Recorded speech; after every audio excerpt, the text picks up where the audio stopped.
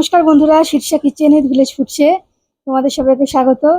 তো দেখো, আজকে আমি ঘরের মধ্যে দেখো রান্না করতে বসেছি, কারণ সেদিন খুব বৃষ্টি হচ্ছিল।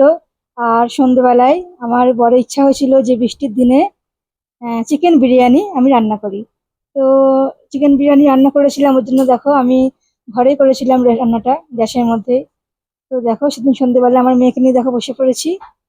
আমি দেখো প্রথমে চিকেনটাকে ম্যারিনেট করার জন্য দেখো সব মশলাগুলো দিলাম।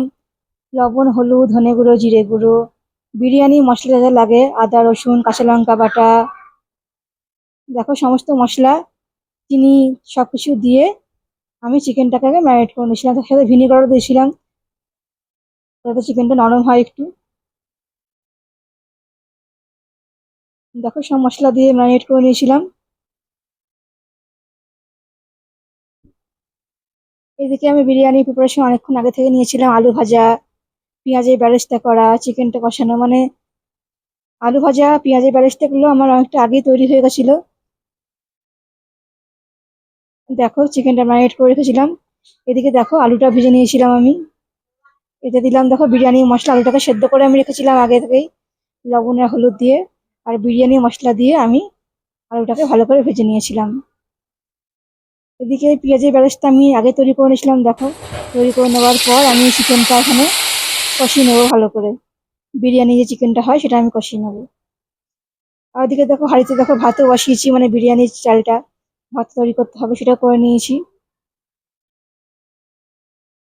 চিকেনটা দেখো অনেকটাই কষানো হয়ে গেছে। আমি বেশ একদম কষা কষা করেছিলাম চিকেনটা। চিকেনের উপরে কিন্তু নির্ভর করছে, মানে চিকেনটা রান্নার উপর নির্ভর করছে চিকেন বিরিয়ানি কেমন টেস্ট হবে। তাই আমি অল্প জল দিয়ে চিকেনটাকে ভালো করে কষিয়ে, আর মাংসটা একটু মোটা ছিল যেহেতু, তাই আমি অল্প পরিমাণ জল দিয়ে ভালো করে আমি সেদ্ধ করে নিয়েছিলাম। দেখো অল্প জল দেওয়ার পর আমি ভালো করে সেদ্ধ করে নিয়ে এখানে দেখো আমি দিয়ে দিলাম মিঠা আতর, আর দিয়ে দেবো পেঁয়াজের বেরেস্তা। ভালো করে সেদ্ধ করে নিয়ে আমি এটা দেখো চিকেনটা পুরো রেডি করে নিলাম পেঁয়াজের বেরেস্তা দিয়ে। তারপর একবার নেড়ে চেড়ে নামিয়ে দিলাম। এবার দেখো আমি সবকিছু রেডি করার পর, ভাতও রেডি করার পর, এদিকে দেখো হাঁড়িতে লাস্টে দেখো আমি দিয়ে দিলাম ঘি। ঘিটাকে গরম করে এবার দেখো আমি বিরিয়ানিটা সাজাবো।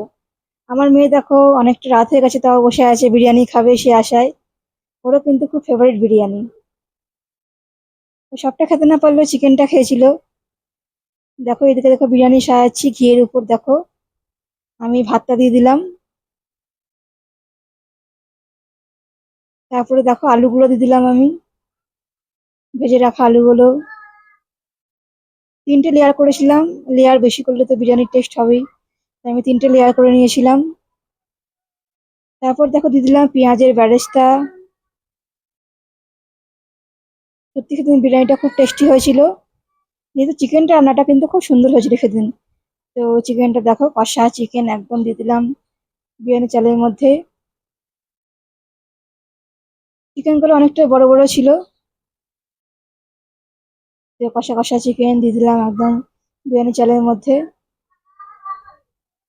দেখো তারপর দেখো দিয়ে দেবো বিরিয়ানি মশলা। এটা কিন্তু সমস্ত কিছু গোটা মশলা, এটা আমি শুকনো খোলায় নেড়ে নিয়ে গুঁড়ো করে নিয়েছি। এতে কিন্তু টেস্ট বিরিয়ানির আরো বেশি ভালো হয় গুঁড়ো মশলার থেকে। তো দেখো এদিকে আবার মিঠা আতর দিয়ে দিলাম 2 ফোঁটা। তারপরে দেখো এদিকটা সব রেডি।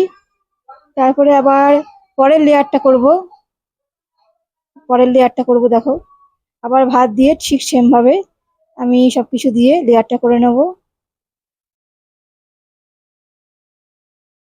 তারপর দেখো সমস্ত লেয়ার করার পর আমি বিরিয়ানি মশলা দিয়ে দিয়েছি ঠিক একই রকম ভাবে সবকিছু লেয়ার করার পর লাস্টে দিলাম বিরিয়ানি মশলা।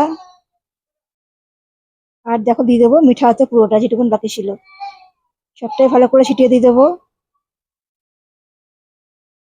আর দেখো আমি এখানে কেশর রং দুধের সঙ্গে গুলে রেখে দিয়েছিলাম আমি একটা কাপের মধ্যে, সেটা আমি দিয়ে দেবো কেশর রংটাও।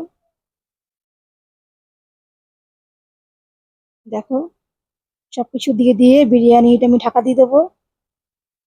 আর একটুখানি অল্প আঁচে রেখে দিলে আমার বিরিয়ানি পুরো রেডি হয়ে যাবে। দেখো ঢাকাটা খুলে নেওয়া হলো, বিরিয়ানি রেডি। এদিকে দেখো আমার বর দেখো এদিকে বিরিয়ানিটা সবার জন্য, মানে বাড়বে সবার থালায়, দেখো বিরিয়ানিটা একদম তল থেকে ভালো করে নেড়ে নিচ্ছে। খুব সুন্দর টেস্টি হয়েছিল বিরিয়ানিটা, দেখে বুঝতে পারছো তোমরা।